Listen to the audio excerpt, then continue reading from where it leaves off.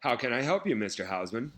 Hey, yeah, I was hoping I could get a late checkout, please. Sure, let me just check. Our normal checkout is 11 o'clock. And let's see what I can do here. Does 11:02 work for you? Whoa! So generous. And here, I was hoping for 11:01. Thanks so much.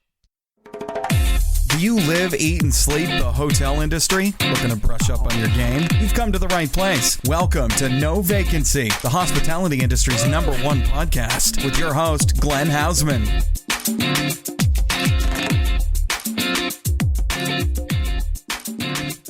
Hey, everybody, Glenn Hausman here. I hope you're all doing well as you join me for another exciting edition of the No Vacancy podcast. Man, I'm excited to have each and every one of you here every single week. But look, if you haven't subscribed to the show, please do so now. Do it on iTunes, do it on Google Play, do it wherever. And if you could do me a favor, maybe give it to your friends, colleagues, relatives, people maybe that you're not so fond of. I don't really care. Just please try to get to the subscribe. Also, if you could leave a review for me over at the iTunes, 5 stars, write a couple of nice words. That would really, really, really be a nice thing to do for you to help me. And as we're getting into the fall season, we're going to have lots of great content for you. So first of all, happy and healthy Labor Day weekend. If you're listening to this after the weekend is over, I hope you guys had a great time. I know I had a great time hanging out for my last summer fling in my backyard, kind of chilling out, getting myself mentally prepared to handle what is sure to be a fun and exciting hospitality conference season. I'm off this week to cover the Red Roof Annual Conference. Really looking forward to that in the great city of Nashville. Can't wait to be part of that. Then I'm hoping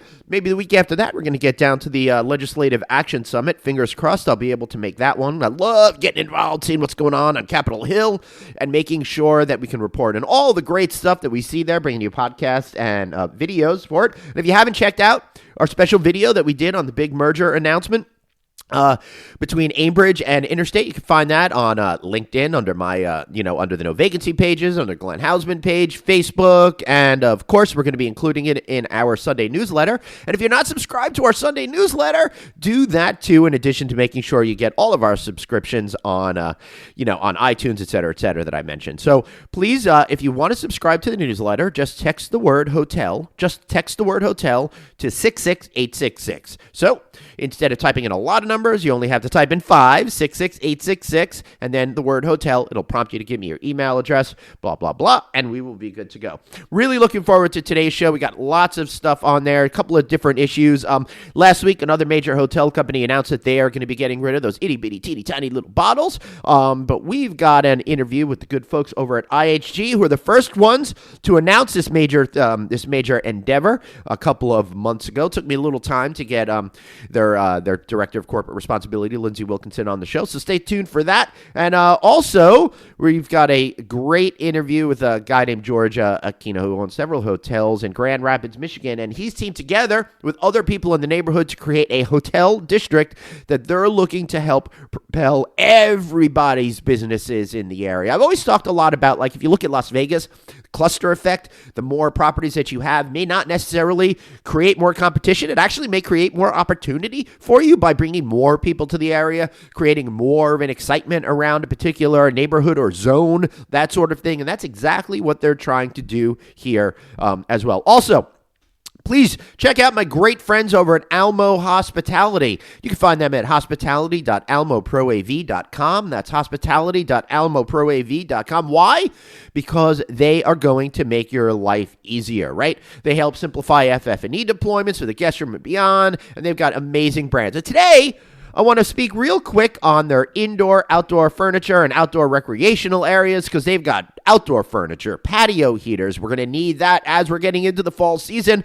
I don't want to let go of being outside, but I want to stay toasty warm, and a sweatshirt is only going to take me so far. That's why I love great patio heaters, fire pits, fireplaces, outdoor TVs, all this great stuff that they can get you from Almo, partnering with great brands such as Cape Soleil, Cambridge, Hanover, Lasco, Keystone, Samsung, and Peerless. This company does much, much more than you can believe and simplifies your life while saving you money. So, support the show and check out my good friends at Almo. And again, you can find them at hospitality.almoproav.com. All right, I think I've said enough right now. Let's get into the interviews of all of the shows. First up, George Aquino, and then on the other side of the break, we've got Lindsay Wilkinson of IHG. All right, this has all been wonderful, but now I'm on my way. Stay tuned. Thanks for listening.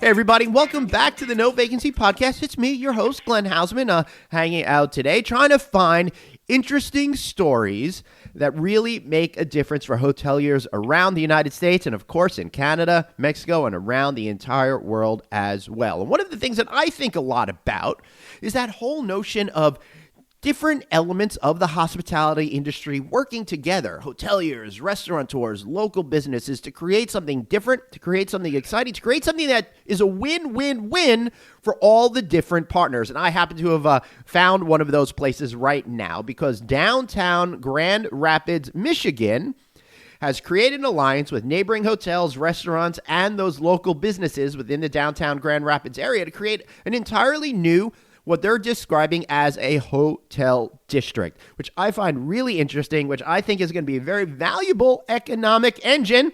So I have with me today Mr. George Aquino, and he's the VP Managing Director of AHC+Hospitality, a management company that happens to be based in Michigan. We're going to talk all about that today. George, I promised you I would talk for 30 seconds. I wound up talking for a minute. I'm sorry about that. How are you today, sir? Good morning. Good morning, Glenn. Really appreciate that. Appreciate you having me here this morning. Yeah, George, I'm really fascinated by this whole idea. So I understand that you have 5 hotels in this area. Just to put that out there to get started, I'm curious as to, first, maybe tell us a little bit about AHC+Hospitality to begin with so we could orient ourselves with you and your company. Yes, AHC Hospitality is a small hotel management company. We manage and own 9 hotels. As you mentioned, we have 5 hotels in downtown Grand Rapids in the hotel district.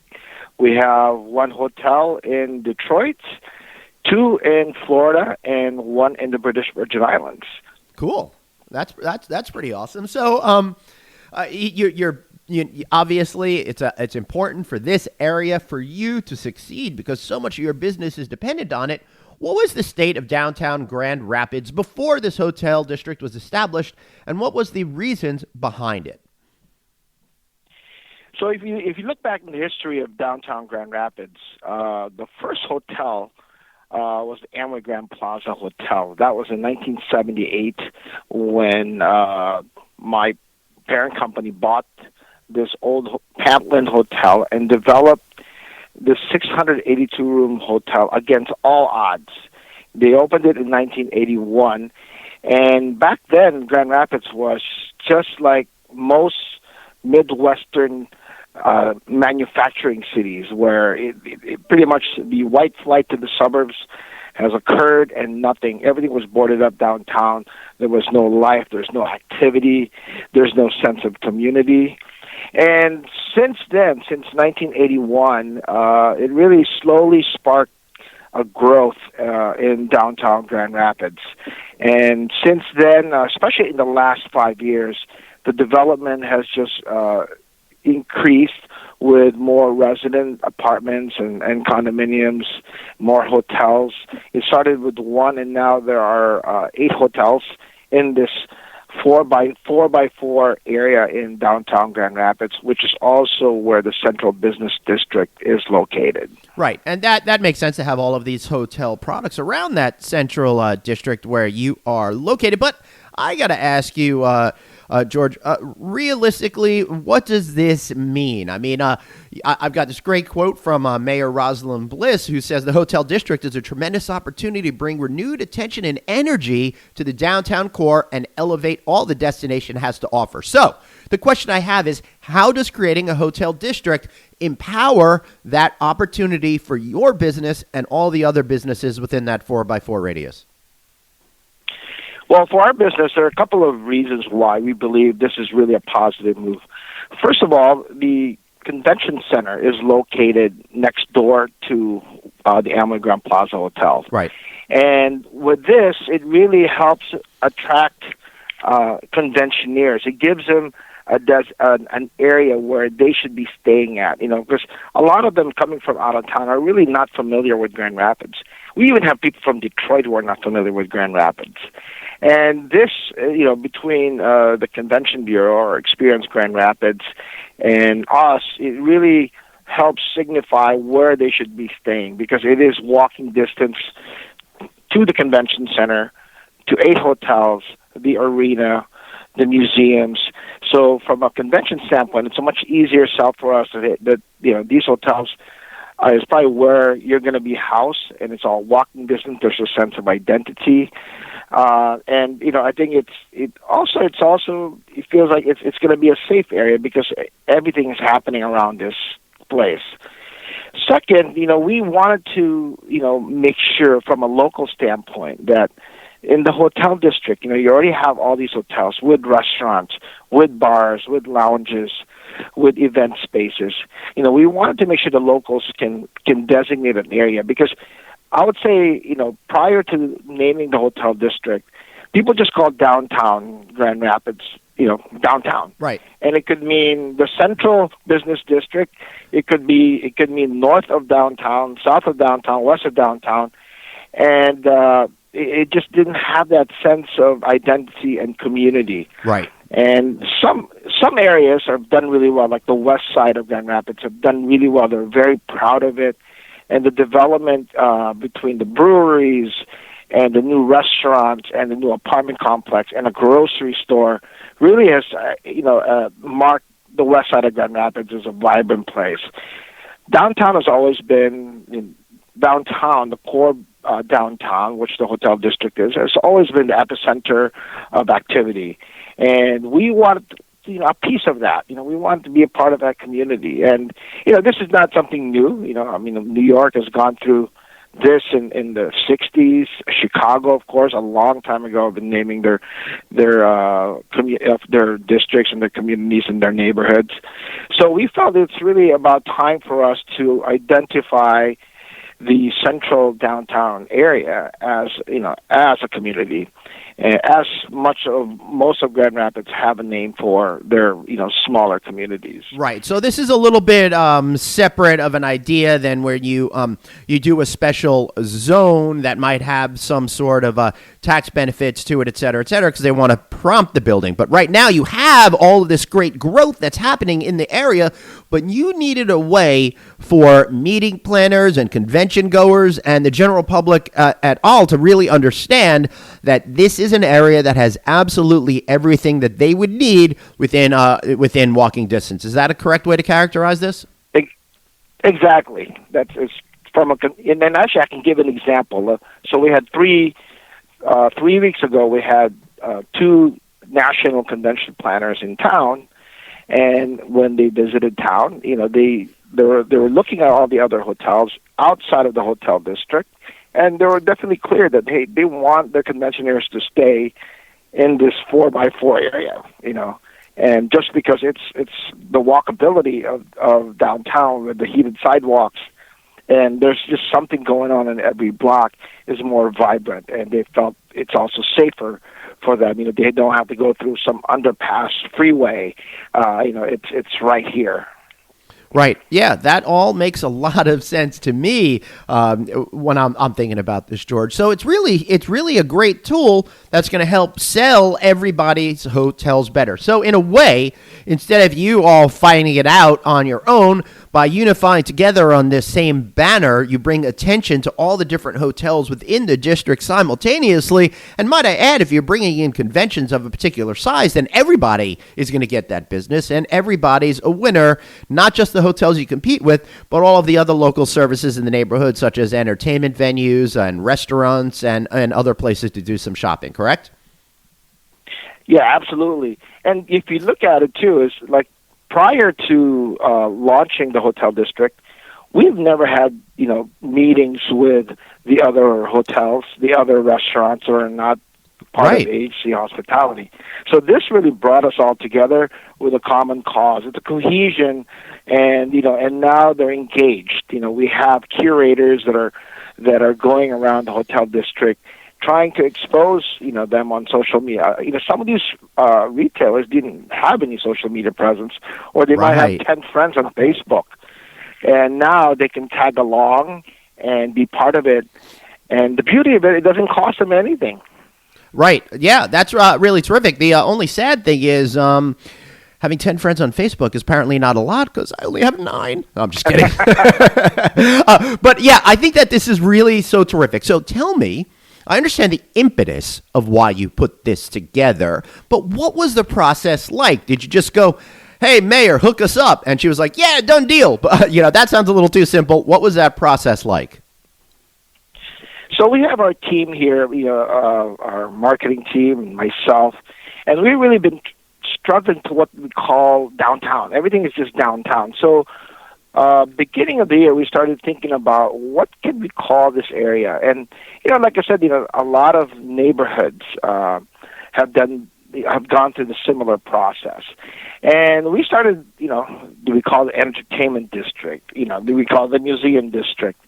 And what really resonated well, and part of it is also selfishly from my end, is like, this is really where the hotels are located. Right. This is where most of the rooms are located. And from a visitor, I think that's would right. say, hey, this is where I want to stay. Right, because all the other things, George, I'm sorry to interrupt you, but if you phrase it in another way, it's not clear and coherent to the out-of-town guest. If you say entertainment district, I think by using the word entertainment district, it implies that there might not be hotels that are right there and you'll have to travel back and forth. So Correct. I definitely understand why you went with that phraseology to name the district.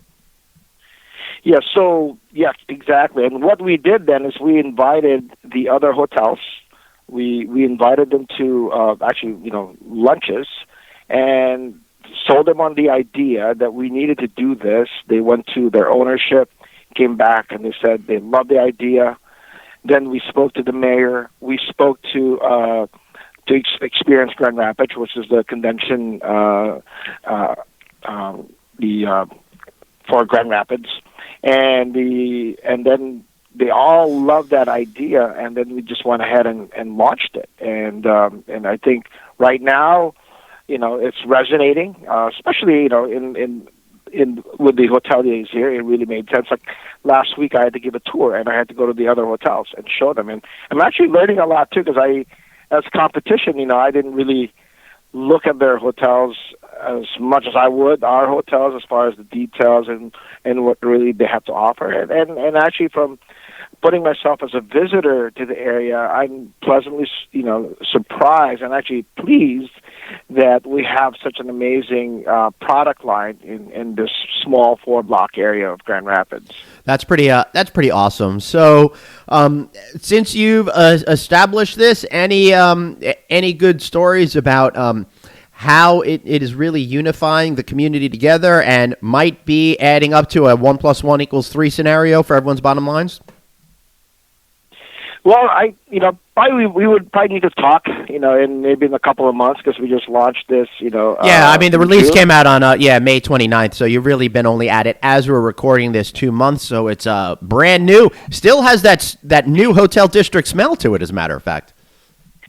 Yes, and the mayor, Bliss, had told me that she will knight me when we open one of our new rooftop bars in the hotel district, because my unofficial title is the night mayor of Grand Rapids downtown hotel district. So, part of my role as, a leader in the community is really to help develop the evening programming for the hotel district. Just because, most central business districts, die after 5 o'clock, and all the offices close and they all go home to the suburbs. I know. And it's if you look at Wall Street in New York City, a city with 7-8 million people, there's nobody around except tumbleweeds after 6 o'clock. It's crazy. And if it's like that in Wall Street in New York, I can imagine what that's like for downtown areas such as yours. Correct. And fortunately for us, really the core businesses and government buildings is really located in just a small pocket of the downtown. But it's part of the hotel district, and we wanted to make sure that, that we engage the community as far as things that we can do in the area. So, like for example, in one of our hotels, the JW Marriott, a couple of years ago, we launched Salsa Pachanga, which no one ever thought that we can host a salsa party in downtown Grand Rapids, with 1,000 people in it. And Wow. we've had Asians night out. So we're really trying to get the community to start thinking about the downtown they knew before as really just a business district, as a place to gather, as the place where you need to go to really experience the hospitality of the city. Beautiful. I think that, you said it absolutely perfect. There's anything else that we need to know about the story of the hotel district in downtown Grand Rapids? The best way to get to know the hotel district is really to visit. And, I love it. And I can say that, because most people, they expect this to be some little tiny town with no sense of community, no life. But really, once people make it here, they're just amazed what this little city has to offer, and really in all areas. So we have a lot of the things a big city has to offer, but we're just 1 degree away from the next person you want to meet. And it's much easier to get tickets to concerts and the theater, and the restaurants are all walkable. And I am on right now at the Hotel District GR Facebook page, looking at a pan-seared tuna wrap, which makes her a light and tasty lunch. They're saying in here. So yeah, you're already promoting local businesses, and you're already getting me hungry. So I know you guys are doing something absolutely right. Ooh, sushi place too. All right, so it looks like we're gonna be making a trip out there. You've got a happy hour at the Kitchen by Wolfgang Puck. So I love this because it's really pulling all the different elements of the city together. And again, for all of you listening out there, the whole idea here is to help bolster everybody's success. It's kind of like what you see with the casino industry in Las Vegas. You have one or two, not so much. But when you have miles of casinos on either side of the street, it creates that cluster effect because all of a sudden people know about it. So more people will come. And that's the same thing that's happening right here, right now with Hotel District Grand Rapids. So think about what you could do in your neighborhoods. What are you thinking about doing in order to unify with all the other businesses that are in your neighborhood to help bring everybody better and more mutual success? George, it's been amazing talking with you today. How can we find you? I'd love to hear a little bit of a plug. You've earned it for your company, AHC Hospitality. You can find us at AHCHospitality.com, and as you mentioned, HotelDistrictGR.com. Thank you so much for your time, Glenn. We really appreciate it. Thank you, George, and thanks everybody for listening. And we'll be back with another interview right after this. Have a question for your host, Glenn? Tweet him now at Traveling Glenn. No Vacancy, the hospitality industry's #1 podcast. We'll be right back. Hey everybody, Glenn Hausman here. So you know that today's travelers have a growing interest in city center hyper-local hotel experiences, right? Tell me something I don't know. And I'm here to tell you how you can affordably tap into that market. That's because the Red Collection, offered by Red Roof, has been developed after comprehensive research into what these travelers truly desire. Modern, accessible, affordable accommodations in the heart of cities they love. This fast-growing group of upper-mid-scale unique hotels is inspired by each city's vibe and culture. And every property in the Red Collection has its own distinctive name, customized property enhancement plan, and brand standards based on consumer wants rather than design mandates. How refreshing. Because all of this is backed by Red Roof, franchisees get the advantage of their owner-operator perspective, as well as a loyalty rewards program with more than 3 million members that just happens to be the richest in class and least expensive for franchisees like you. Plus, you'll be working with a company with a franchisee satisfaction rate at 89%. And those franchisees will tell you, genuine relationships, real results. It isn't just a slogan, it's actually how Red Roof does business. So to learn more about the Red Collection, I want all of you to contact Matt Hostetler. He's Red Roof's Senior VP of Development and Franchising, but you knew that already. Mr. Matt Hostetler, you can find him at 713-576-7426. or email them at mhostetler@redroof.com. That's MHOSTETLER at redroof.com. And tell them Glenn sent you. Back to the show. It's No Vacancy, the hospitality industry's #1 podcast with your host, Glenn Hausman. Hey, everybody. Welcome back to the No Vacancy podcast with me, your host, Glenn Hausman. So today, we're going to be focusing a little bit on the environment. You may have heard of it out there. It's, the whole great big world and how we want to try to help it. And that's why I have with me today Miss Lindsay Wilkinson, Director of Corporate Responsibility, Environment, and Commercial Integration at IHG. Lindsay, congratulations to you, because the company has announced that it's replacing all bathroom miniatures with bulk-size bathroom amenities across almost 843,000 guest rooms. That's pretty incredible. And before you speak, let me point out that you made this announcement a while ago, and now other major hotel companies are trying to steal your thunder, but we're not going to let that happen to you today, Lindsay. Go ahead. Sounds good. No, thank you so much for having me. I'm really excited to be here, and definitely super excited about the announcement that was made. A lot of work went into it, and is just one of many things that you'll be hearing about coming from us. But let's start with this as a topic. Why is now the right time to get rid of all those itty bitty teeny tiny bottles? Yeah, well, the environment and things such as climate change, utility consumption, waste are big issues for our industry and for any industry. And that means, and for that matter, and responsible business is particularly important to IHG, because we do know it's important to our guests. We know it's important to our shareholders, to our corporate clients, and the bulk bath amenity piece was. Is one step along a much longer journey in terms of us really working to reduce our impact on the environment as we're trying to grow responsibly and try to operate responsible hotels and attract the right folks to stay with us. All right, so it's pretty clear that you were ready to make this move, but how did you know that customers are ready to accept such a fundamental change to the way that they typically experience hotels? Yeah, I think we hear a couple of things. Well, first off, a lot of our brands were already moving to bulk bath amenities anyway. So our mainstream brands in the Americas, like Holiday Inn Express, Candlewood Streets, Staybridge Suites, we're all already on the journey. We've also recently acquired the Six Senses hotels, and they already had the bulk bath amenities. So we knew it made sense. We saw it working in hotels. And because we have these ambitious targets around what we want to do in terms of being an environmentally responsible business, thought it was a great opportunity to just expand across the entire portfolio, because we saw it was well received by our guests. So tell me a little bit about it being well received by the guests. Why do they want this? Why do they want it now? And why do they think that IHG is making the right move by getting rid of the little mini bottles?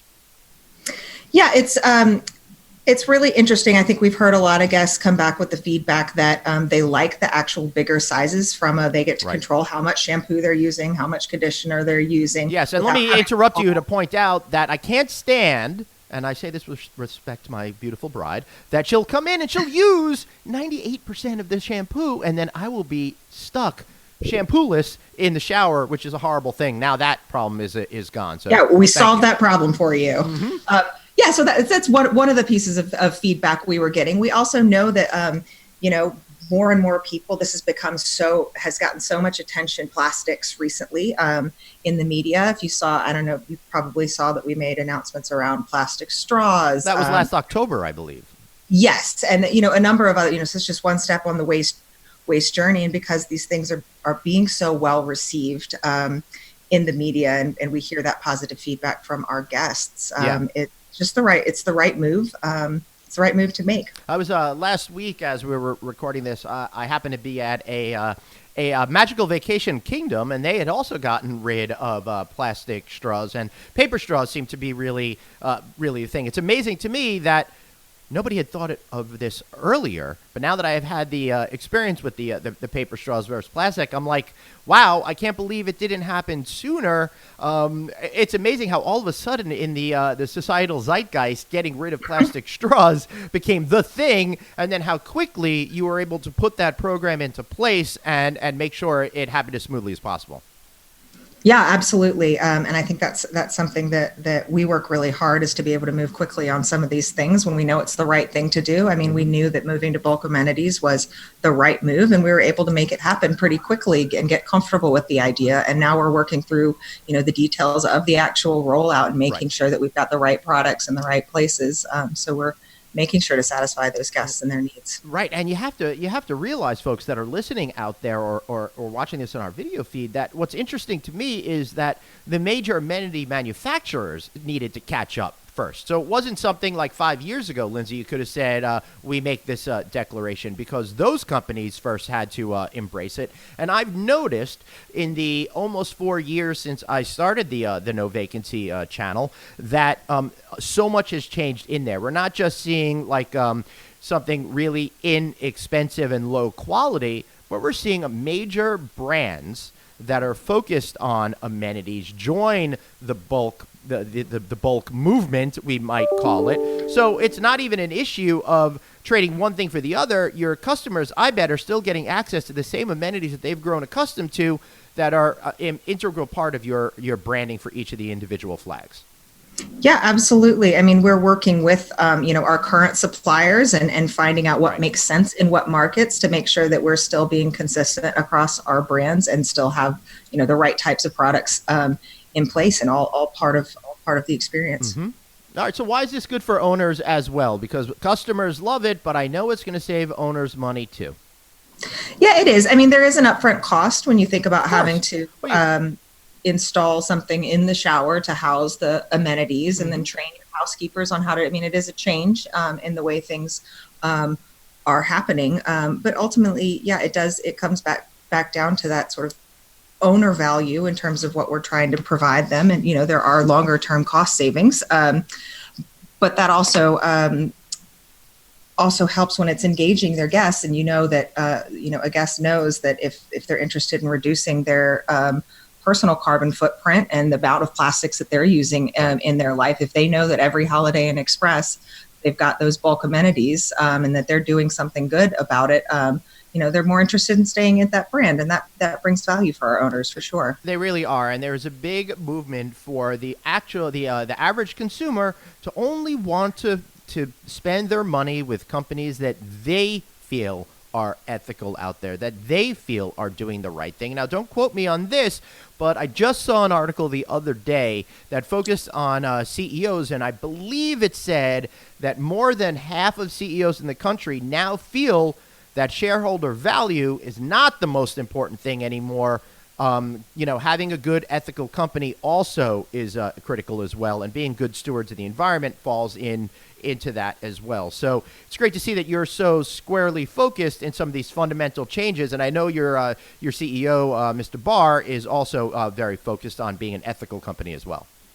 Yeah, he definitely is, and we definitely feel that from inside the company. His, some of the commitments he's made, and the things that we hear him talking about. It's been, it's really motivating for folks, to hear that commitment coming from the top, which really frees us up to do some of these projects that are really, really exciting. And I do think that it does all go hand in hand. It's not just about a company being good for a responsible business, or just maximizing shareholder profit. It really does all go hand in hand when you're thinking strategically and long term, like most companies that are recognizing that they have more of a role to play because we have such an opportunity and such a global footprint. Yeah, that's absolutely right. And with, over 5,300 properties, 5,600. 5,600. Sorry, did not mean to shortchange you. You got to give us our extra 300. Yes, right. So 5,600 properties globally. I really should start taking notes occasionally and following this. I'll sound much smarter if I did that. Okay, so what are some of the other exciting things that you're working on in thinking about this corporate responsibility, in thinking about being a good environmental steward, and how does that really relate to both the hotels that you're building and what owners and customers need to be thinking about? Yeah, that's a really good point, because the bulk announcement, while we have gotten a lot of interest in that particular work, it's just one tiny piece of overall strategy. So we have a number of environmental footprint targets that are due to expire at the end of 2020. So, for example, we're working right now to reduce our carbon footprint by 67% by the end per occupied room by 2020. So it's a short period of time. And now we're really thinking about, what's next beyond that, and really have identified things like waste and plastics as being really, really important in the world going forward. So there's sort of multiple work streams there on the sort of carbon side. We work with our hotels through our Green Engage system, which is mandatory for all of our properties to use and do a certain level of engagement to really give them access to all those solutions and different technologies and things like that they can implement to reduce their environmental footprint. And that scans all across the hotel life cycle, everything from things that hotels should be considering as a new build or while they're coming into the IHG portfolio as a conversion, from everything from operational considerations. So making sure that our properties have a green team and that you're engaging employees, and making sure that behavioral practices are right in our housekeeping practices, for example, all the way through much more innovative solutions like, whether it's rainwater harvesting, things like that are much more capital intensive, but make sense for some hotels. One of the ones that we've recently announced a partnership with Winnow, which is a food waste solution. It's coming out of our Europe, Middle East, Asia, and Africa region. We've got a pipeline of over 30 hotels who are interested in this technology, and it's really amazing. It's tackling food waste, which is a big opportunity for us in our industry, and it will scan a plate of food and be able to track and manage both the inventory costs and the inventory needed for food, and make sure that less of that is actually going to landfill. Wow, what is it? Something like a third to 50% of all food that we produce in the United States, in particular, goes to waste. Now, a lot of that just doesn't even get off the grocery store shelves because we have a proclivity to look at a piece of fruit, and if we don't think it's perfect, not take it. But what you're talking about, I think, is really, really important, and also is smart, because it sounds like everything you're doing is not just for the sake of doing the right thing, but also something that's very thoughtful to what it's going to cost owners and management companies, and actually winds up being a cost savings to them if they could do things the right way and smartly. Yeah, it's the way I have always thought about it is in terms of creating shared value. Right. So the intersection, and that's how you're most successful, is if you're doing things that are good for the business and good for the environment. You can really, really grow the opportunity. I mean, think of how many hotels we have across the globe. 5,600. Yeah, thanks. You got it right this time. Good job. But it's a huge opportunity. And creating that consistency and meeting the expectations of our guests that we know are more and more interested. We also see it coming through our corporate clients. So we have a lot of B2B business travel, and those big corporate clients, we're part of their supply chain, and it's important to them. Right. That we, as part of their supply chain, are doing things to be environmentally responsible too. So it's important from that lens as well. Yeah, one of the things that I found intriguing about the modern eco movement that we're seeing right now in 2019 is that it's not just good enough to buy a particular product, but you're thinking now about where that product is made, how a product is made, and all of the ingredients that go into that product, and if that factory is also itself thinking about being engaged in green, to use a play on IHG's phraseology.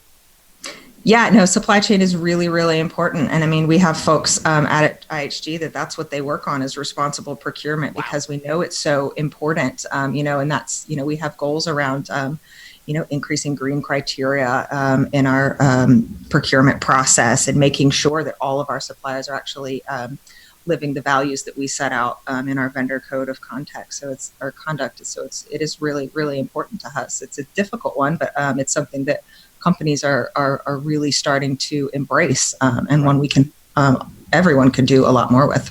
How do you wind up becoming a director of corporate responsibility? Did you just feel at some point that doing things in an ethical way was really important to you, or maybe you just kind of fell into it and took an opportunity when you saw it?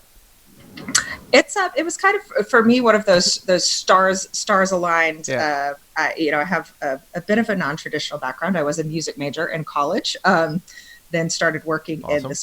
in the business world, and really, really liked it. I've been in hospitality. I worked in hotels, and one of the hotels that I worked at early on in my career really saw how, when we were doing things in a really responsible way, it really engaged the guests, and it actually attracted people to come to our hotel because we had sort of a mission behind what we were doing.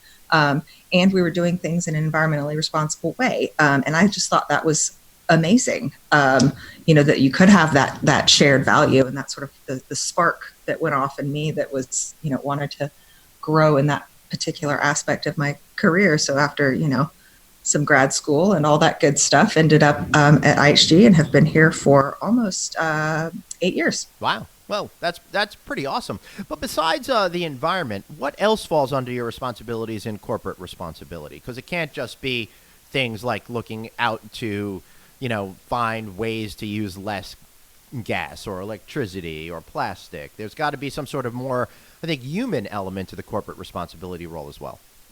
Yeah, absolutely. And I think it's one thing that's really important to point out here is that it's not just the corporate responsibility department that drives this stuff. It's absolutely important that we integrate into the business, and the different people within the business understand that. And I think that's something that make them stakeholders in the entire process of everything. Absolutely, it's so important. I mean, we can't do things alone. But yeah, so we see things from really from a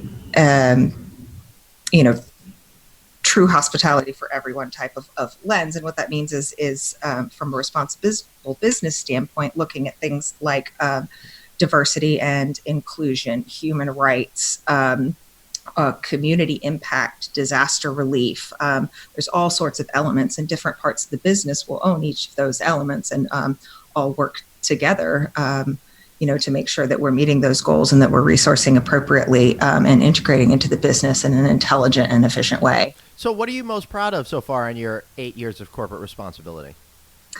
I would say that I'm really proud at how far, our company and our industry have come in the last 7 years, and how much our guests have grown. The guests of 7-8 years ago are very different than the guests of today. And I'm just really proud of all the accomplishments that IHG has made over the years since I've been here, from meeting our prior set of targets to doing well against our current external targets.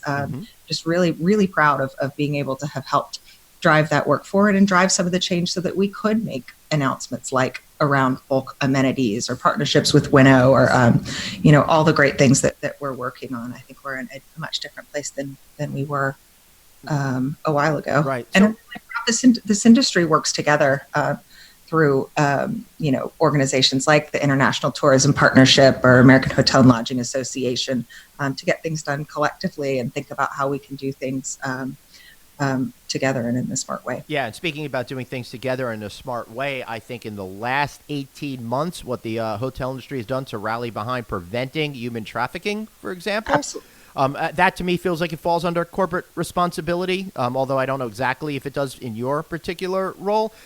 It's great to see that we could all come together as a single unified front to stop something that's just wrong. Yeah, absolutely. And I think everyone recognizes that this is not a competitive thing. This is a problem that we need to be involved at and work at as an industry together. And I think everyone across the different companies agrees with that. Excellent. So I want to ask you a quick question or two about you and your previous life. So you focused on music early on.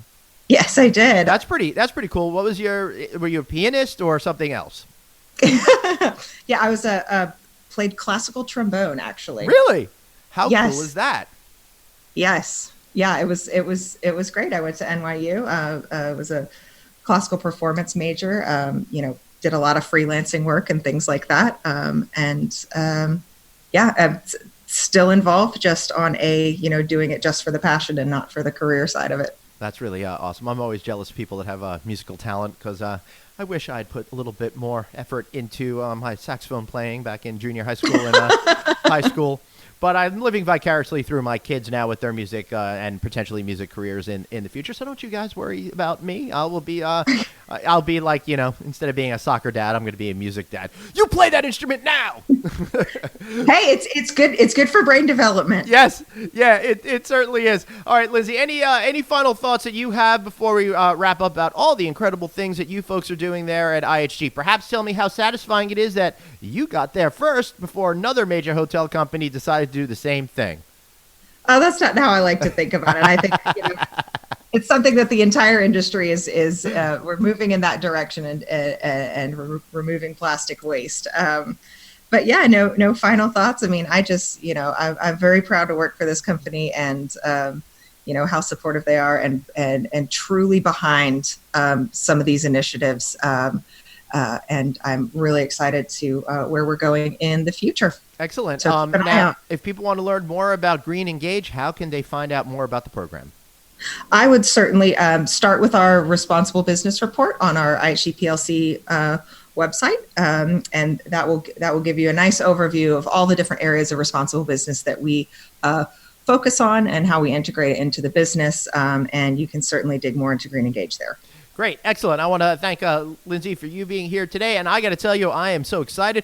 I'm thrilled that we're going to be removing so much carbon and plastics out of the atmosphere, but I'm also thrilled that you guys are getting rid of the scourge of itty-bitty, teeny-tiny letters on those little bottles. Maybe I won't mistake the body wash for the shampoo anymore, and I will be super clean going in the future. So I want to thank Lindsay for being here. I want to thank all of you guys for listening, and we'll be right back after this message. Thanks so much for listening to No Vacancy, the hospitality industry's #1 podcast, with your host, Glenn Hausman, online at rouse.media, on Twitter at Traveling Glenn, and on Facebook.com/Glenn.Hausman. We'll catch you next time.